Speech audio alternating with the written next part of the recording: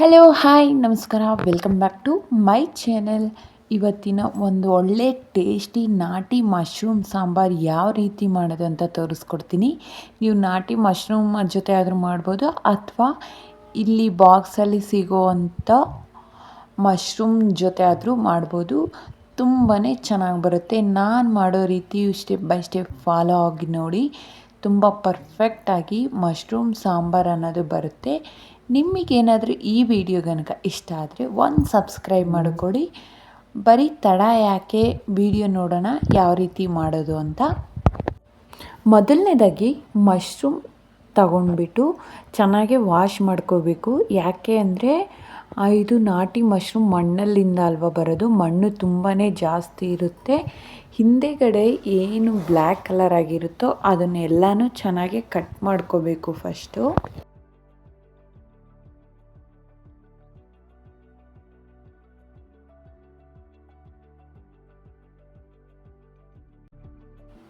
Cut ಮಾಡ್ಕೊಂಡ್ಬಿಟ್ಟು first ನೆನೆ ಹಾಕ್ಕೋಬೇಕು. ಒಂದು ಸಲ ತೊಳೆದ್ಬಿಟ್ಟು ಮತ್ತೆ ನೆನೆ ಹಾಕಿ ಒಂದು 10 ಮಿನಿಟ್ಸ್ ಆ ಥರ ಬಿಡಿ, ಮಣ್ಣು ಅನ್ನೋದೆಲ್ಲ ಬಿಡ್ಕೊಳ್ಳುತ್ತೆ.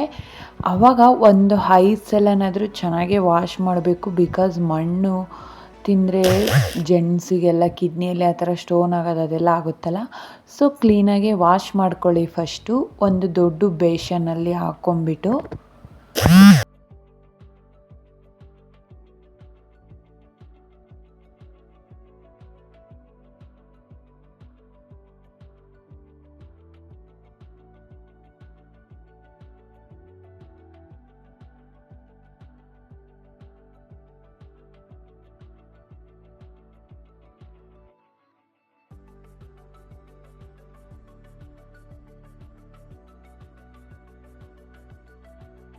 ಮತ್ತು ಇಲ್ಲಿ ಮಸಾಲ ಪೇಸ್ಟನ್ನು ಪ್ರಿಪೇರ್ ಮಾಡ್ಕೊಳ್ಳೋಣ ಬರ್ರಿ ಈ ಸಾಂಬಾರಿಗೆ.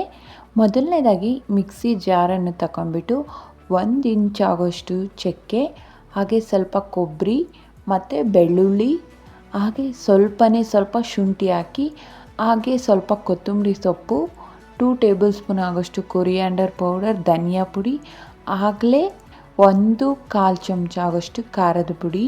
ನೀವು ಖಾರ ಜಾಸ್ತಿ ತಿನ್ನೋರಿದ್ರೆ ಜಾಸ್ತಿ ಹಾಕೋಬೋದು. ಇಲ್ಲಿ ಅದು ಫೈನ್ ಪೇಸ್ಟಾಗಿ ಮಾಡ್ಕೊಂಬಿಡಬೇಕು.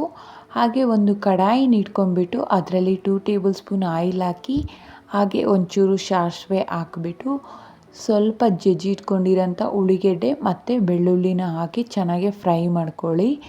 ಇದು ಚೆನ್ನಾಗಿ ಫ್ರೈ ಮಾಡಿ ಗೋಲ್ಡನ್ ಕಲರ್ ಟರ್ನ್ ಆಗೋವರೆಗೂ ಫ್ರೈ ಆದಮೇಲೆ ನಾವು ಏನು ರುಬ್ಬಿ ಇಟ್ಕೊಂಡಿರ್ತೀವೋ ಮಸಾಲ ಪೇಸ್ಟ್ ಅನ್ನೋದನ್ನು ಇದಕ್ಕೆ ಆ್ಯಡ್ ಮಾಡ್ಕೊಂಬಿಟ್ಟು ಫ್ರೈ ಮಾಡಿ. ಬಿಕಾಸ್ ಅದು ಹಸಿ ಸ್ಮೆಲ್ ಹೋಗೋವರೆಗೂ ಫ್ರೈ ಮಾಡಿದ್ದಾದಮೇಲೆ ಮಶ್ರೂಮ್ ಏನಿರುತ್ತೋ ಅದನ್ನು ಕೂಡ ಅದು ಸ್ವಲ್ಪ ಫ್ರೈ ಆದಮೇಲೆ ಆ್ಯಡ್ ಮಾಡ್ಕೊಳ್ಳಿ. ಅದನ್ನು ಚೆನ್ನಾಗಿ ಫ್ರೈ ಆದಮೇಲೆ ನೀವು ಸ್ವಲ್ಪ ರುಚಿಗೆ ತಕ್ಕಷ್ಟು ಉಪ್ಪನ್ನು ಹಾಕ್ಬಿಟ್ಟು ಅದರಲ್ಲಿ ವಾಟರ್ ಬರುತ್ತಲ್ಲ ಅದು ಡ್ರೈ ಆಗೋವರೆಗೂ ಹಾಗೆ ಬಿಟ್ಟು, ಆಮೇಲೆ ನಿಮಗೆ ಎಷ್ಟು ಬೇಕೋ ಅಷ್ಟು ವಾಟರನ್ನು ಆ್ಯಡ್ ಮಾಡ್ಕೊಳ್ಳಿ.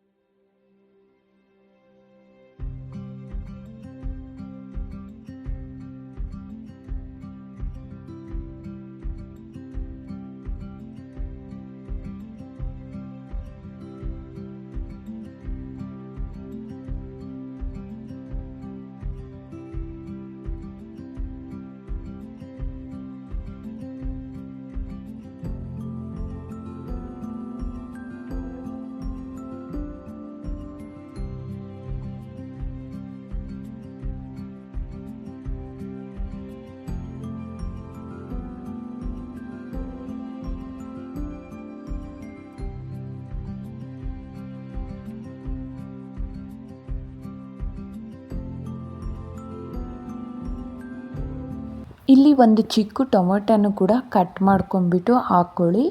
ರುಚಿಗೆ ತಕ್ಕಷ್ಟು ಉಪ್ಪು ಹಾಕ್ಬಿಟ್ಟು ಚೆನ್ನಾಗಿ ಮಿಕ್ಸ್ ಮಾಡಿದ್ದಾದಮೇಲೆ 1 ಒಂದು ಗ್ಲಾಸಷ್ಟು ವಾಟರ್ನು ಕೂಡ ಆ್ಯಡ್ ಮಾಡ್ಕೊಳ್ಳಿ.